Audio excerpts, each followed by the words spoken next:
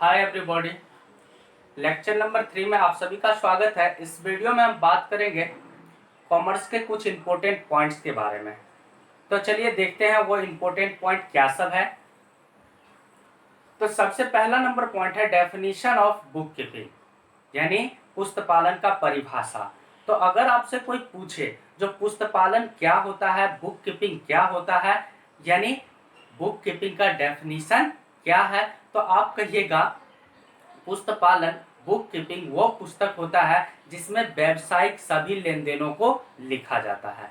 पुस्तपालन यानी book keeping वो पुस्तक होता है जिसमें व्यावसायिक सभी लेन देनों को लिखा जाता है, जिसके आधार पर लेखांकन किया जाता है। ठीक है, पुस्तपालन वो पुस्तक या बही होता है जिसमें व्यावसायिक सभी लेन देनों को लिखा जाता है, जिसके आधार पर लेखांकन किया जाता है। ठीक, दूसरा नंबर पॉइंट है इसका डेफिनेशन ऑफ अकाउंटिंग, यानी लेखांकन का परिभाषा। लेखांकन किसे कहा जाएगा?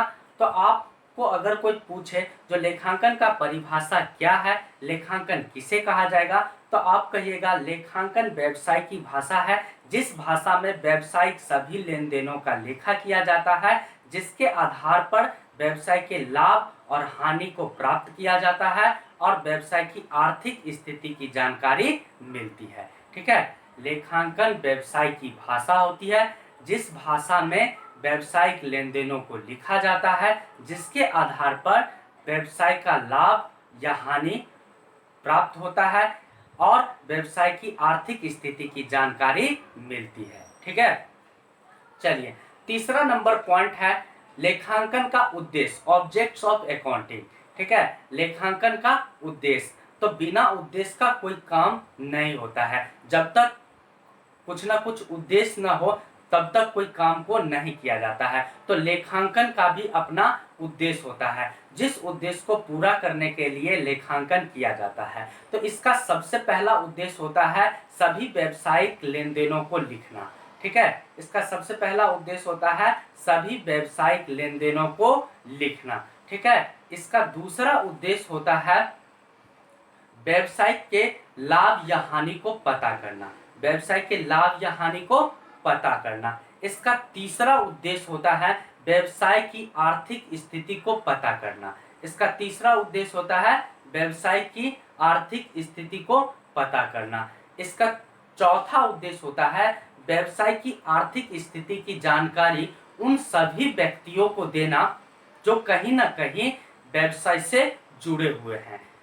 ठीक है, इसका चौथा उद्देश्य होता है जो व्यवसाय की आर्थिक स्थिति की जानकारी उन सभी व्यक्तियों को देना जो कहीं ना कहीं इस व्यवसाय से जुड़े हुए हो। ठीक है, जुड़ा हुआ है, अगर व्यवसाय से जुड़ा हुआ है कोई भी व्यक्ति तो उसको आर्थिक स्थिति की जानकारी देना चाहिए। ठीक है, और वो अकाउंटिंग के द्वारा दिया जाता है। उसके बाद इसका अगला नंबर पॉइंट है ब्रांचेज ऑफ अकाउंटिंग, लेखांकन का शाखा या लेखांकन का प्रकार भी इसको आप बोल सकते हैं। ठीक है, तो चलिए देखते हैं लेखांकन का शाखा यानी प्रकार क्या सब है। तो लेखांकन को भी 3 भागों में बांटा गया है। अकाउंटिंग को कितने भागों में बांटा गया है? 3 भागों में। पहला है इसका वित्तीय लेखांकन। पहला क्या है? वित्तीय लेखांकन, जिसको फाइनेंशियल अकाउंटिंग कहते हैं। ठीक है, दूसरा है इसका लागत लेखांकन। ठीक है, जिसको कॉस्ट अकाउंटिंग बोलते हैं। और तीसरा होता है मैनेजमेंट अकाउंटिंग, जिसको कि प्रबंध लेखांकन कहते हैं। तीसरा क्या होता है? मैनेजमेंट अकाउंटिंग, जिसको कि प्रबंध लेखांकन कहा जाता है। वित्तीय लेखांकन, लागत लेखांकन और प्रबंध लेखांकन। ठीक है, फाइनेंशियल अकाउंटिंग, कॉस्ट अकाउंटिंग और मैनेजमेंट अकाउंटिंग। ठीक, अगला नंबर पॉइंट है इसका एडवांटेज ऑफ अकाउंटिंग, यानी लेखांकन का लाभ। लेखांकन करने से हमें क्या फायदा होता है? लेखांकन अगर हम करते हैं तो हमें फायदा तो होना चाहिए ना, बिना फायदा का हम अकाउंटिंग क्यों करेंगे?